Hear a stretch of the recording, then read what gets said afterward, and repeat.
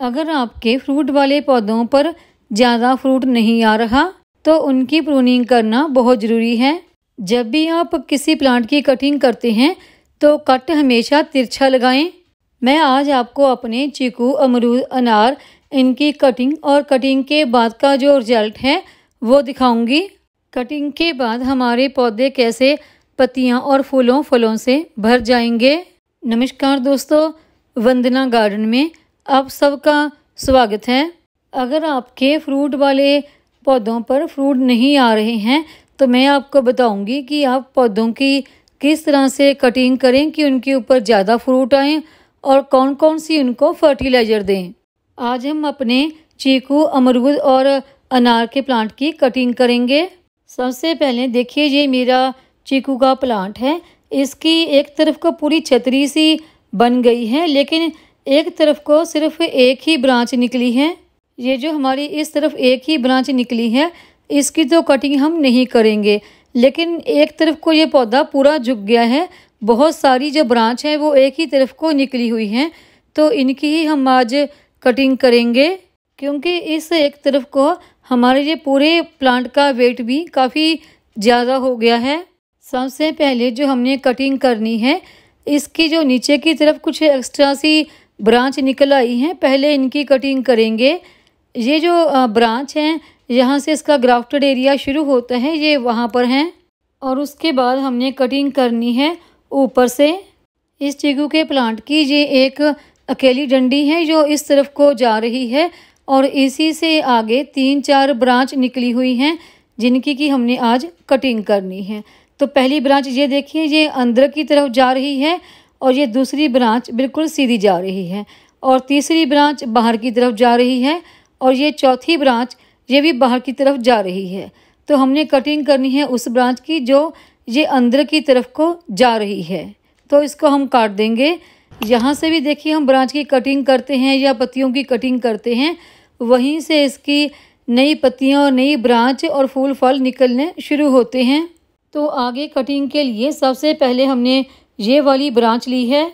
इस ब्रांच की आगे काफ़ी सारी ब्रांच निकली हुई हैं, और इस ब्रांच की हमने जो ब्रांच अंदर की तरफ जा रही है, सबसे पहले उसे काट देना है, और उसके बाद हमने वो वाली ब्रांच काटनी है जो साथ वाली ब्रांच की तरफ झुकी हुई है, और उसके बाद हम इस बड़ी ब्रांच को काटेंगे जिससे आगे काफ़ी छोटी छोटी ब्रांच निकली हुई हैं।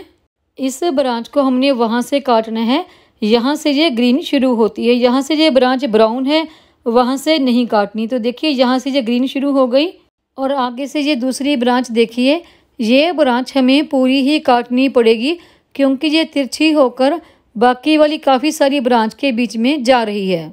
और इसके बाद हम ये एक ब्रांच काट देंगे। इसकी साइडों से जो ब्रांच निकल रही हैं उनके ऊपर ही फल और फूल आना शुरू हो जाएंगे।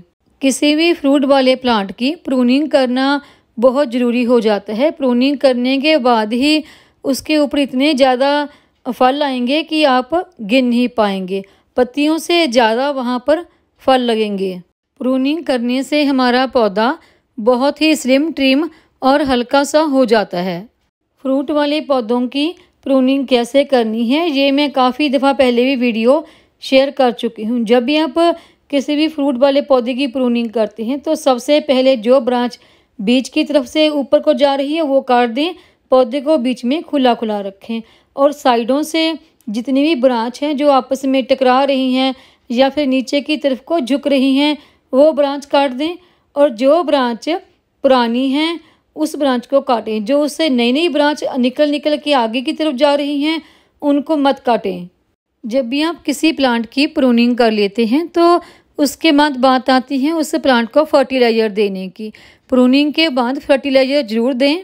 जो हमारे पौधे की मेन स्टेम होती हैं उसके आसपास जो भी उसकी रूट बॉल होती हैं उसको छोड़ दें, और उसके बाद जो साइडों की मिट्टी है गमले की या ड्रम की जिसमें भी अपने प्लांट लगा रखा है, वो कम से कम 2 से 4 इंच तक वो मिट्टी बाहर निकाल लें, और उसमें जो छोटी छोटी सी रूट्स आती हैं उनकी भी हल्की फुल्की प्रूनिंग कर दें। और उसके बाद जो आपने फर्टिलाइज़र देनी है वो आप बर्मी कंपोस्ट या फिर गोबर की सड़ी हुई पुरानी खाद ले लें। ये हमारा जो प्लांट है काफ़ी बड़ा है, तो इसके लिए कम से कम 1.5 किलो से 2 किलो के बीच वर्मी कंपोस्ट या फिर गोबर की खाद ज़रूर चाहिए ही चाहिए। और उसके बाद रॉक फास्फेट और सरसों खली, नीम खली का इस्तेमाल तो आपने ज़रूर करना ही करना है। सीवीड और फिर किसी ना किसी फंगीसाइड को भी आपने ज़रूर इस्तेमाल करना है। और उसके साथ साथ आप 1 चम्मच हल्दी का भी इस्तेमाल ज़रूर करें। ये सब फर्टिलाइज़र देने के बाद आपको कम से कम 6 महीने तक किसी भी फर्टिलाइज़र का इस्तेमाल करने की फिर ज़रूरत नहीं रहती, जब तक कि आपके प्लांट पर फ्रूट लगना शुरू नहीं हो जाता। कटिंग के साथ साथ आप इस प्लांट की थोड़ी सी पत्तियां भी हटा दें। हमारे इस प्लांट की प्रूनिंग हो चुकी है। जब कुछ दिन के बाद इस पर फ्लावरिंग और फ्रूटिंग होगी, उसका रिजल्ट भी मैं आपको दिखाऊंगी। तो अभी मैं आपको अमरूद के प्लांट की प्रूनिंग दिखाती हूँ। अमरूद के इस प्लांट में साल में 2 दफ़ा फ्रूटिंग होती है। तो सर्दियों का फ्रूट लेने के लिए अभी हम इसकी कटिंग करेंगे।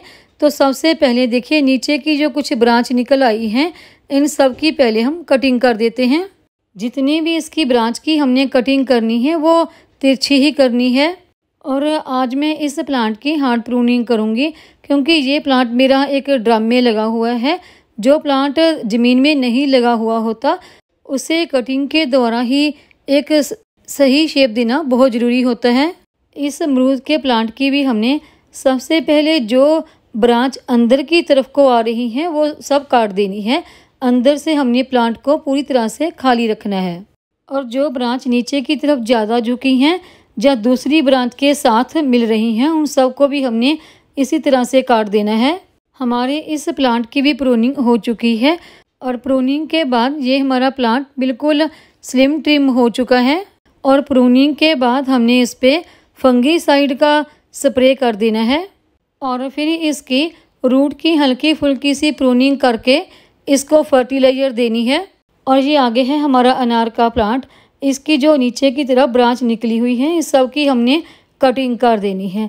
आज मैं इसकी कोई हार्ड प्रूनिंग नहीं करूँगी, थोड़ी सी नीचे की तरफ ब्रांच की प्रूनिंग करके उसके बाद में इसकी जो टिप है उसकी हल्की फुल्की सी प्रूनिंग करूँगी।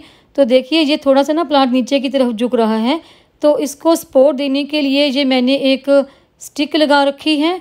अभी मैं इसको आपका टॉप भी दिखाती हूँ। ये देखिए, जहाँ से मैंने बांध रखा है, ये ऊपर की जो ब्रांच है ये बिल्कुल ऐसे झुक रही है, क्योंकि ये ऊपर से काफ़ी पतली है।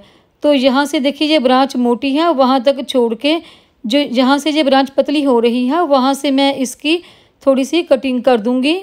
बाकी हमने इसकी आज कोई भी कटिंग नहीं करनी। यहाँ से कटिंग करके बस मैं इसको फर्टिलाइज़र दे दूँगी। इन सब प्लांट की कटिंग किए हुए काफ़ी वक्त हो गया है। सबसे पहले मैंने चीकू के प्लांट की कटिंग की थी। तो कटिंग के बाद का रिजल्ट देखिए, छोटे छोटे से इसके ऊपर फूल आना शुरू हो गए हैं और कुछ फूल तो फल में कन्वर्ट भी होने लगे हैं। और उसके बाद देखिए, मेरे अमरूद के प्लांट की कटिंग के बाद का रिजल्ट, हर ब्रांच के ऊपर नई नई पत्तियां आना शुरू हो गई हैं। और सर्दियों में इसके ऊपर फ्लावरिंग और अच्छी फ्रूटिंग भी शुरू हो जाएगी, वो भी मैं आपको दिखाऊंगी। और ये अनार के ऊपर हल्की सी प्रूनिंग के बाद देखिए फ्लावरिंग शुरू हो गई है।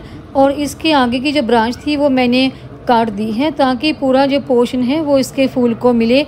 और साइड की जो कुछ पतली पतली सी ब्रांच थी उनको भी मैंने काट दिया है। जब आपके अनार के प्लांट पर फ्रूटिंग शुरू हो जाए तो आप आगे से उसकी ब्रांच की टिप काट दें और साइड की जो पतली पतली सी ब्रांच हैं उनको भी काट दें। ये मैंने आपको अपने 3 अलग अलग तरह के फ्रूट प्लांट की प्रूनिंग के बाद का रिजल्ट दिखाया और इसकी फर्टिलाइज़र के बारे में भी आपको बताया। तीनों ही प्लांट की जो फर्टिलाइज़र है वो सेम रहेगी। वर्मी कंपोस्ट या फिर गोबर की सड़ी हुई खाद, सरसों खली, नीम खली, seaweed, rock phosphate, fungicide, same ही फर्टिलाइज़र इस्तेमाल करनी है। उम्मीद है आपको मेरी ये हल्की फुल्की प्रूनिंग की जो वीडियो है पसंद आई होगी। वीडियो पसंद आई हो तो वीडियो को लाइक करें, सब्सक्राइब करें, शेयर करें, कमेंट करें, बेल आइकॉन को ज़रूर दबाएं ताकि मेरी आने वाली हर नई वीडियो का नोटिफिकेशन आपको मिलता रहे।